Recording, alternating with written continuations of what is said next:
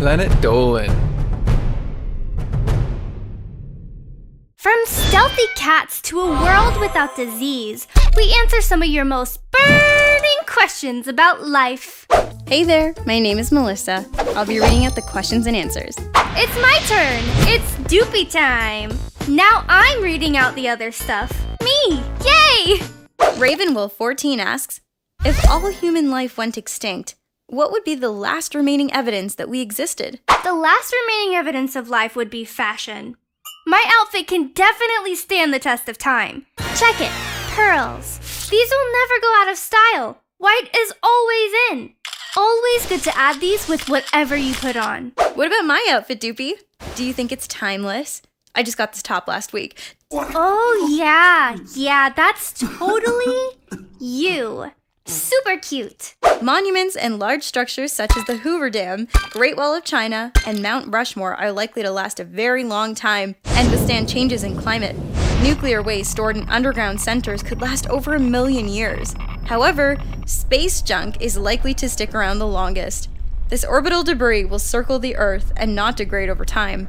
Devin4590 asks, how are cats able to walk so stealthily while other animals cannot? Cats are very sneaky.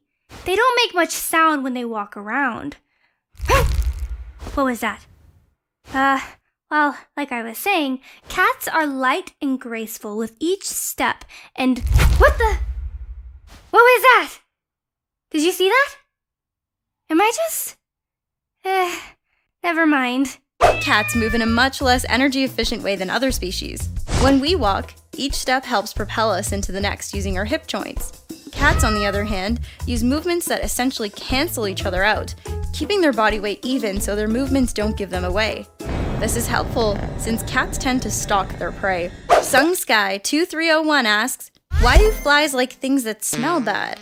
Ew, flies are so gross. They love nasty garbage and filthy things.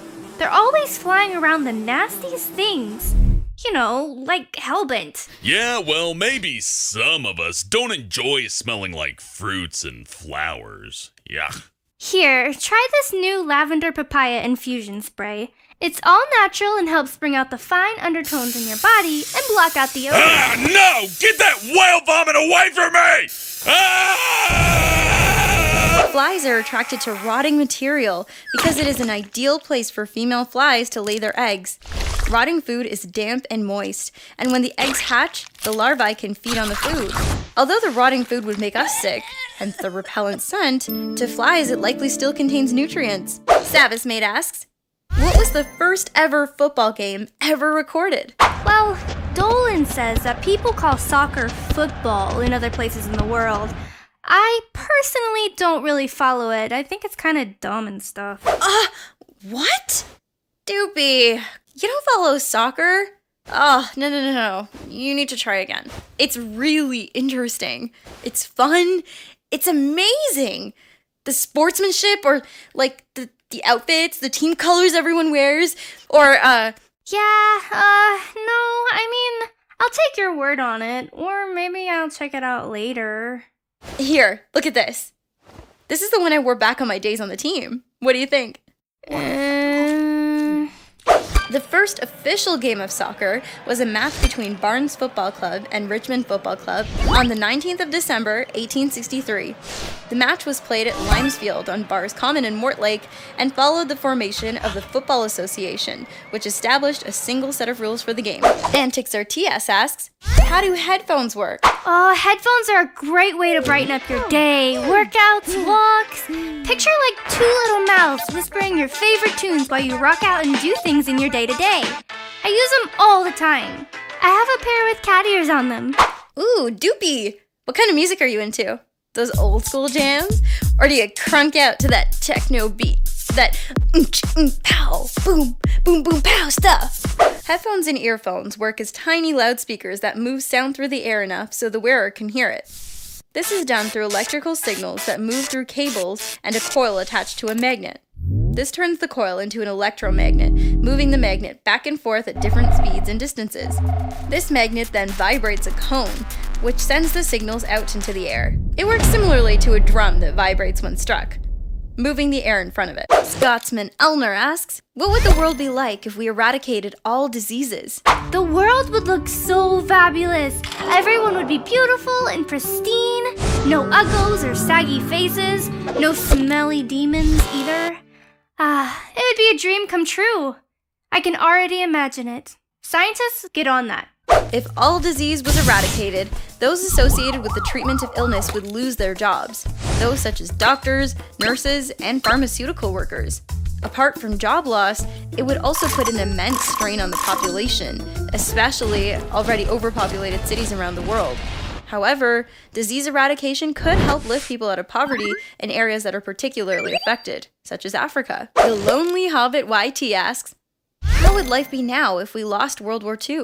If we all just stopped, fighting and killing each other, we'd stop wasting our time building tanks and boats, and we could make way better technology and more things we could actually use. Maybe instead of a shrapnel-firing cannon or gun, we make something that shoots streamers and colorful banners and flowers. Oh my god, why isn't this a thing already? There is no definitive answer, but much speculation of an alternative history. The USA might have become isolated from Europe and the rest of Asia. Germany would be the largest power in Europe with the largest borders. The Japanese Empire would have taken control of other parts of Asia Pacific and Oceania, perhaps even part of America. Civil wars would likely be fought throughout Europe, and when Hitler eventually died, there would be a power struggle. The Vietnam and Korean wars would not have occurred. Oh, what? That's horrible. Just focus on the flower cannons. Much less violent. Well, yeah, World War II was pretty bad. Wait, Doopy, but what would be the point of a flower cannon? Flower power! Right. Rosetta Girl asks, how do you mix DNA to create a new species? Well, I wouldn't call myself much of a DNA science person. But there are people I know personally that have gone through some stuff involving that. Melissa, nobody really told me exactly what happened to you. Would you be comfortable talking about that?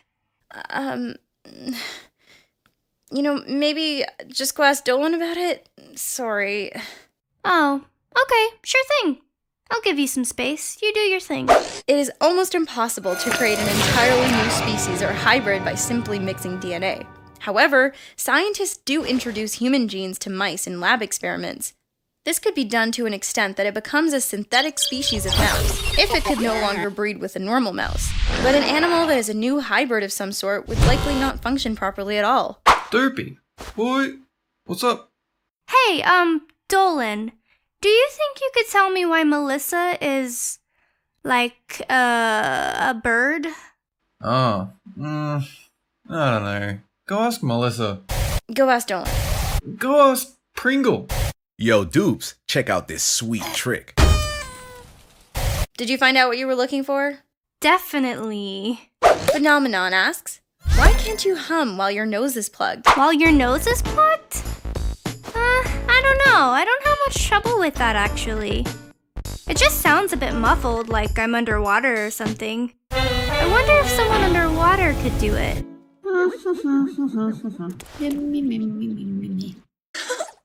Okay. When your nose is plugged and your mouth is shut, the air can no longer escape. Humming is the sound of air passing through your vocal cords, creating a sound. Usually, that air can pass through the nose. Once it can no longer do this, the vocal cords cease to activate. Gingerlicious asks, what was the first soap in history, and what was it made out of? Soaps back in the day were made by combining the cuteness of tiny, wild animals like baby bunnies and deer, and mixing that with the pollen of the sweetest of flowers. Nothing back then smelled or felt as good as they do nowadays, though. The soaps and bath bombs you can get are so much better. Hellbent, I bet even your body odor wouldn't stand a chance against the latest soap scrub I just picked up. Oh, no! I just got that nasty spray out of my eyes! You're not about to... No! Stop! Ah! Why me?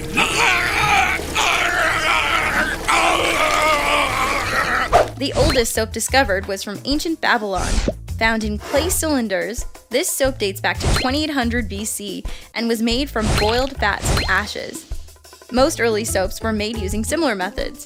The ancient Roman legend states that they discovered soap when rain would wash animal fat from Mount Sapo into the Tiber River, and clothes would be easier to clean in certain parts of the water.